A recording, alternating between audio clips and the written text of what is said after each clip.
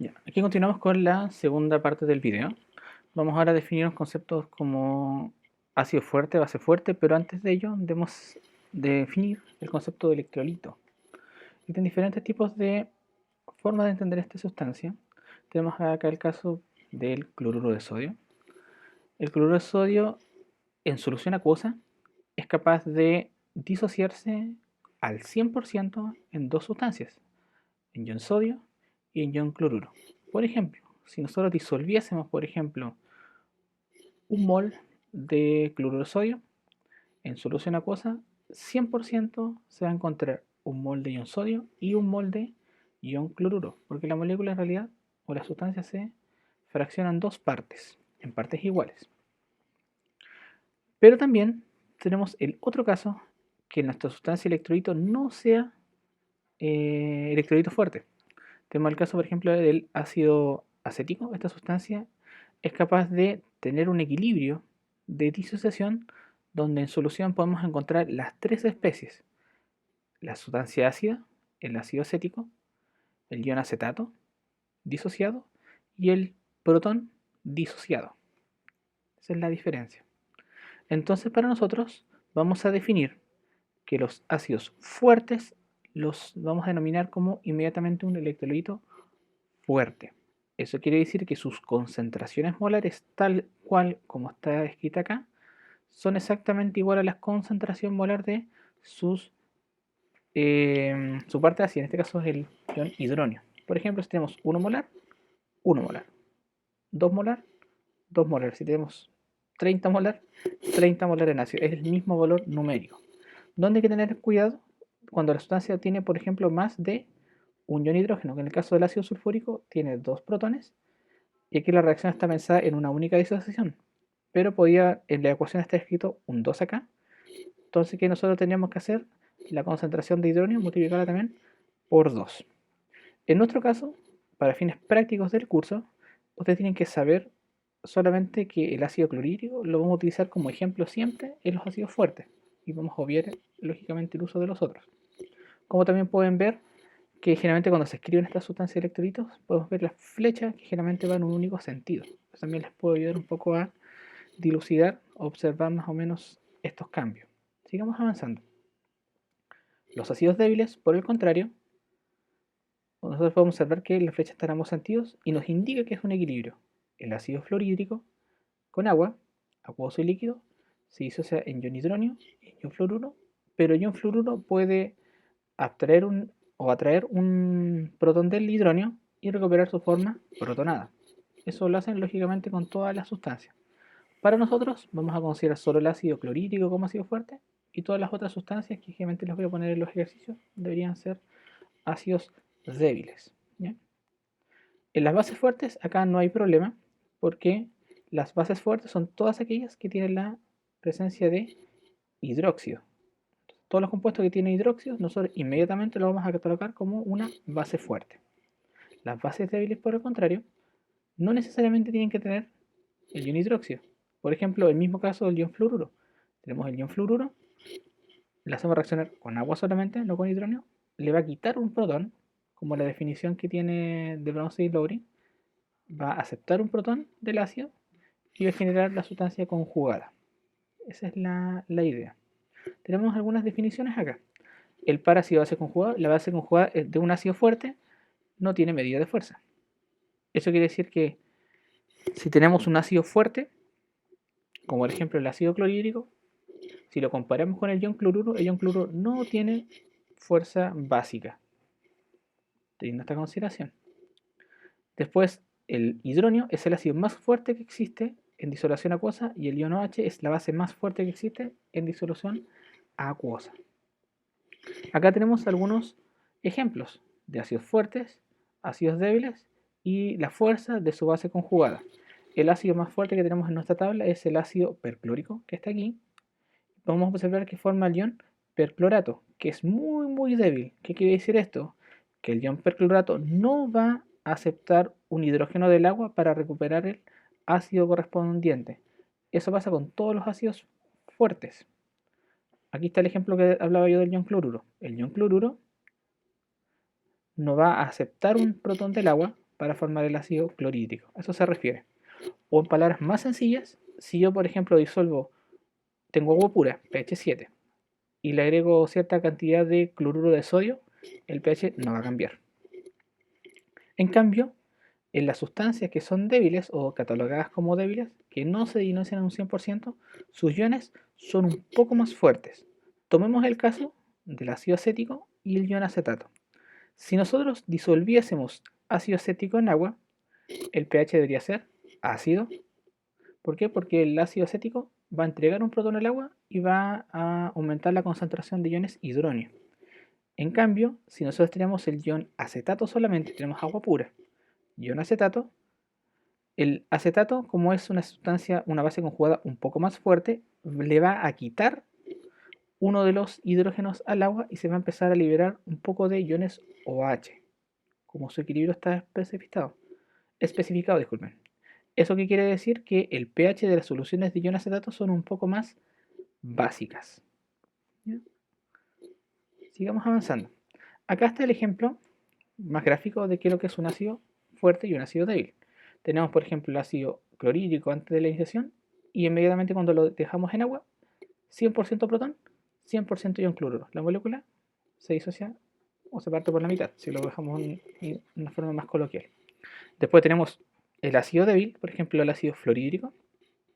En equilibrio va a estar gran parte del ácido ionizado y unas pequeñas proporciones de el protón y el ion fluoruro a esa solución. Entonces, ¿qué podemos observar acá?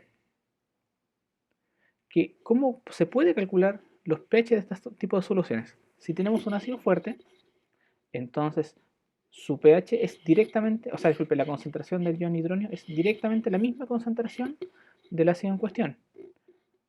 Por ejemplo, tenemos acá esta reacción. Tenemos el ácido nítrico con una concentración de 2 por 10 a la menos 3 molar. Tenemos su reacción de ionización y nosotros sabemos que se disocia en un 100%. Entonces, inicialmente 0.02, que es esta concentración, y no tenemos nada. Nada porque no se ha disociado.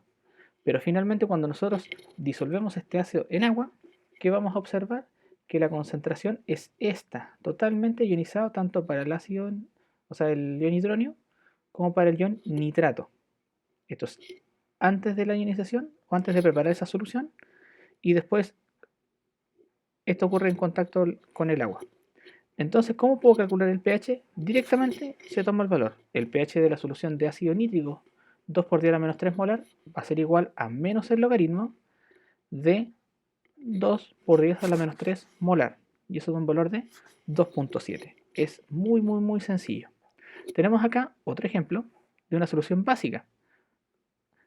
Hace un momento informé que el ion hidróxido, si hay una solución con ion hidróxido, inmediatamente usted la tiene que catalogar como ácido, o sea, disculpe, como una base fuerte, base fuerte, base fuerte.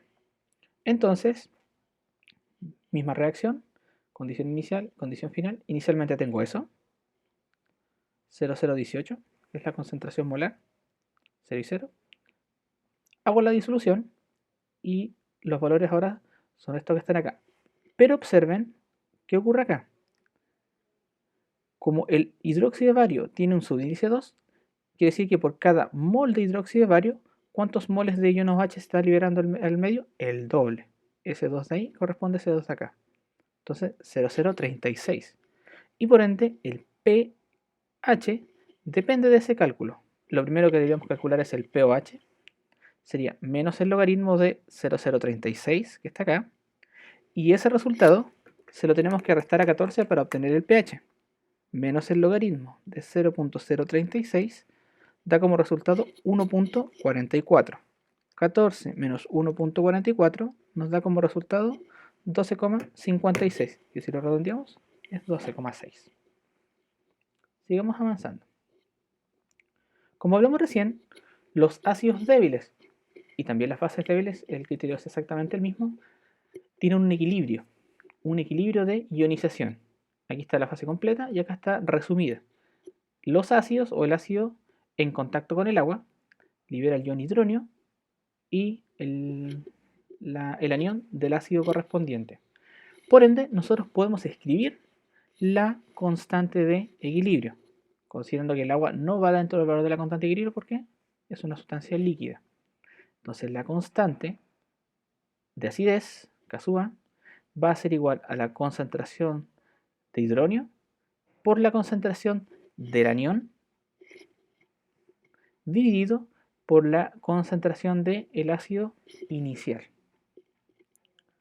Entonces podemos hacer este valor. La constante depende o sea, es un valor constante y depende del tipo de ácido. Si cambias el ácido, cambia el valor de la constante. ¿Qué información tienen que tener ustedes? Que mientras más alto sea el valor de la constante de acidez, significa que es más ácida la sustancia. Mayor la fuerza ácida de la sustancia. Tenemos acá algunos ejemplos. Por ejemplo, el ácido fluorhídrico, que conversamos recién que era un ácido débil, su constante de equilibrio es 7.1 por 10 a la menos 4. 7.1 exponente a la menos 4. Si nosotros tuviéramos que leer ese valor, de otra cifra sería 0.00071, un valor muy pequeño. Tenemos algunos otros ácidos, como por ejemplo acá el ácido acético, 1.8 por 10 a la menos 5. Este valor que está acá es más pequeño en un orden de magnitud que la sustancia que está acá. Si nosotros hiciéramos la comparación, el ácido fluorhídrico es más ácido que el ácido acético porque el valor de la constante es más alta. Hagamos un cálculo. ¿Cómo podemos determinar el valor del pH de un ácido débil? Tenemos aquí un ejemplo. ¿Cuál es el pH de una solución 0,5 molar de ácido fluorhídrico a 25 grados Celsius? Lo primero que tenemos que saber es cómo podrá ser su reacción de ionización. HF se va a ionizar en protón más ion fluoruro. Podemos escribir el valor de la constante. Concentración de protón, concentración de fluoruro. Significa esto que es HF. Valor 7.1 por 10 a la menos 4. Es lo mismo. Vamos a hacer una aproximación para hacer estos cálculos más sencillos. Vamos a decir que en la ionización la concentración de fluoruro tiene que ser exactamente la concentración de protón. Entonces vamos a hacer esa aproximación. Si nosotros traspasáramos esta información al valor de la constante, si estos dos valores son iguales, los puedo escribir de esta manera. Entonces la concentración de protón al cuadrado, porque yo sé que son iguales al cuadrado, tiene este valor de la expresión y es una aproximación. Entonces, si nosotros quisiéramos hacer una fórmula general para determinar el valor del pH de ácidos débiles, esto correspondería a la concentración del ácido, tendríamos que multiplicarla para acá, y como esta expresión está al cuadrado, vamos a calcular la raíz cuadrada. Entonces, para cualquier ácido débil, cualquiera sea, en fase acuosa, la concentración de protones es aproximadamente igual a la raíz cuadrada de su constante de acidez por la concentración inicial del ácido. Si reemplazamos los valores que tenemos acá, conociendo la constante y conociendo la concentración molar, obtenemos que la concentración molar del ácido en nuestro ejercicio es de 0,019 y por ende podemos calcular el valor del pH. Nosotros recién podemos hacer este cálculo, o sea, para poder determinar el pH tenemos que forzosamente obtener el valor a partir de la constante.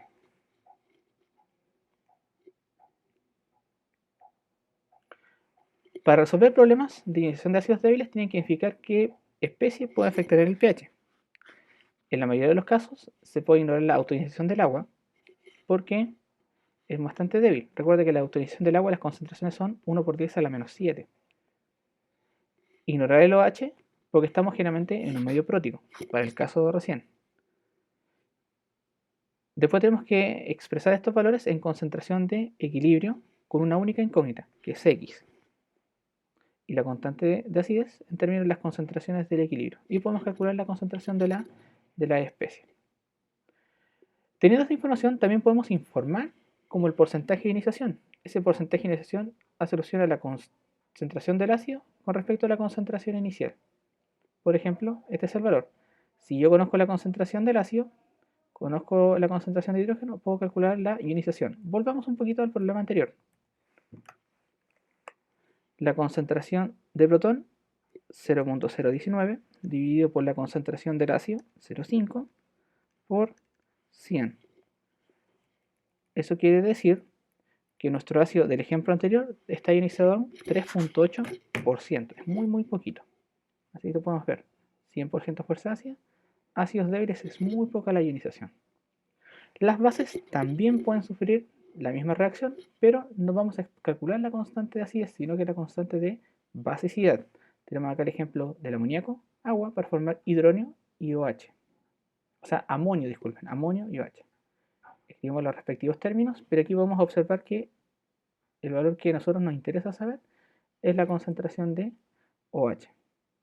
Y el análisis mismo. Mientras mayor sea el valor de la constante de basicidad, mayor es la fuerza de la base.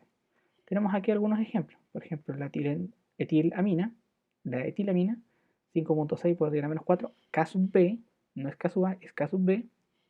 Y tenemos, por ejemplo, la urea, 1,5 por 10 a la menos 14.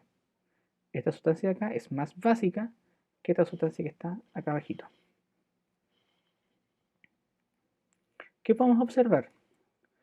La constante de acidez depende de la ionización del ácido y la constante de basicidad depende de la hidrólisis que va a generar esa base conjugada con respecto al agua. Si nosotros hiciéramos unos cortes acá, podemos llegar también a la constante de iniciación del agua, que nosotros la denominamos como K sub W. ¿Qué ocurre acá? Que si nosotros calculamos esa constante y esa constante va a tener que ser igual forzosamente a la constante de autoprotonación del agua. Entonces eso es una ventaja. Si nosotros quisiéramos determinar la constante de basicidad de otro sistema y nosotros ya conocemos el valor de la constante acidez, la multiplicación de esas dos siempre da 1 por 10 a la menos 14. Esas son las expresiones. La constante de acidez es un sistema que no conozco. Si yo conozco la constante de basicidad, ya conozco K sub 4, puedo determinar el valor que corresponde. Bueno, y hasta aquí vamos a quedar con esta pequeña clase. Nos vemos en una próxima que va a ser únicamente de ejercicios de ácido base.